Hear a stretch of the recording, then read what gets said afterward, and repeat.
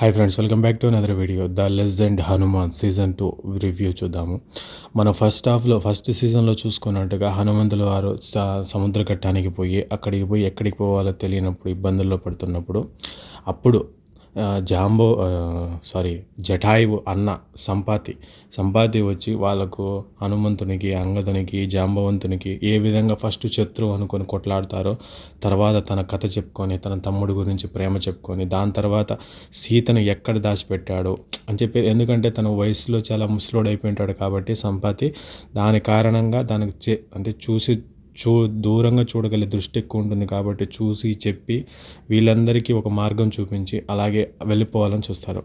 దాని తర్వాత నుంచి మనకు స్టోరీ ఏం జరుగుతుందంటే, హనుమంతుడు లంకలోకి వెళ్ళి ఆ లంకా నగరాన్ని చూసి దానికి మధ్యలో జరిగిన ఒకటి వచ్చేసి లంకినితో గొడవ, దానికి ముందు సర్పాలతో గొడవ, దానికి ముందు సముద్రంలో దాగిన మాయా రాక్షసులతో గొడవ, దాని తర్వాత మళ్ళీ అన్నీ అధిగమించిపోయిన తర్వాత కానీ చివరికి లంకినితో గొడవ అయిపోయిన తర్వాత లంకలో ప్రవేశించి ఫస్ట్ మండోదరిని చూసినప్పుడు ఈమె మా సీతాదేవి, ఎందుకంటే మండోదరి కూడా సేమ్ సీత మాదిరి అంతే పవిత్రంగా అంతే ఇదిగా ఉంటుంది కాబట్టి, కానీ నా స్వామి భార్య కాబట్టి అలాగే వాళ్ళ పనుపు మీద ఎలా ఉంటుంది అని చెప్పేసి అప్పుడే తెలుస్తుంది. ఈమె సీత కాదు, మండోదరి రావణుడి భార్య అని తెలిసింది. దాని తర్వాత మళ్ళీ సీత కోసం వెతుకుతూ అశోకవనంలో సీతను చూసి ఆమెతో రావణుడు అప్పుడు బెదిరించి వెళ్ళిన తర్వాత తన దగ్గరికి వచ్చి అన్నీ మనకు తెలిసిన స్టోరీలే, కాకపోతే చూపించిన విధానాలు, దాని తర్వాత మధ్యలో బ్యాక్ స్టోరీలు,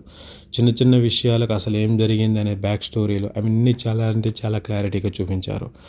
దాని తర్వాత అప్పుడే చెప్తాడు హనుమంతుడు, తల్లి ఇప్పుడే తీసుకెళ్తాను, ఇప్పుడు తను అయిపోతుంది ఈర గొడవ అంతా మీ దూరం అనేది అన్నప్పుడు, లేదు రాముడు రావణుడిని చంపితేనే నేను ఆయన భార్య అవుతాను, లేదంటే నాకు మర్యాదగా ఉంటుంది అని అంటాడు.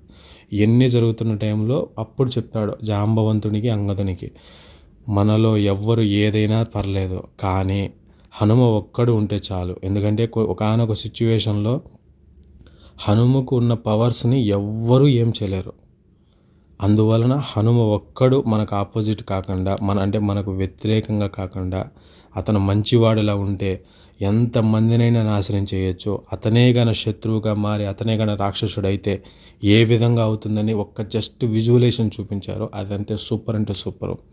ఇంకా దాని తర్వాత మళ్ళీ అక్కడ అన్నీ చూసుకొని రావణుడిని బెదిరించి అక్కడ రావణుడికి వార్నింగ్ ఇచ్చి అక్షయ్ కుమార్ని చంపేసి దాని తర్వాత మొత్తం లంకను కాల్చేసి మళ్ళీ తిరుగు ప్రయాణం పట్టి దీని దగ్గరికి సుగ్రీవులు వీళ్ళ దగ్గరికి అందరికీ వచ్చినప్పటికీ మనకు సెకండ్ సీజన్ ఎండ్ అవుతుంది. ఎండ్ అంటే ఇక్కడికి మళ్ళీ అక్కడ ఫస్ట్ పోతాడు, అక్కడంతా అన్నీ సరి చేసుకుంటాడు, రావణునికి వార్నింగ్ ఇస్తాడు, నీ లంక కాలుస్తా అంటాడు, కాల్చేస్తాడు, సుమారుగా రచ్చలు చేసిన తర్వాత అక్కడి నుంచి మళ్ళీ రిటర్న్ వీళ్ళ దగ్గరికి వచ్చి అప్పటికే సుగ్రీవుని జాంబవంతుడు వీళ్ళందరినీ కలుసుకున్న తర్వాత కొద్దిసేపటికి విభీషణుని కూడా వాళ్ళు పంపించేస్తారు, రేపు పోరా నువ్వు ద్రోహివి అని చెప్పేసి. అప్పుడు మళ్ళీ వాళ్ళని కలుపుకొని దాని తర్వాత ఏమంటారు వీళ్ళంతా కలుసుకొని ఒక సైన్యంగా మారి రాముడిని తీసుకొని ఆ సముద్రం గట్టుకు తీసుకొని వెళ్తాడు.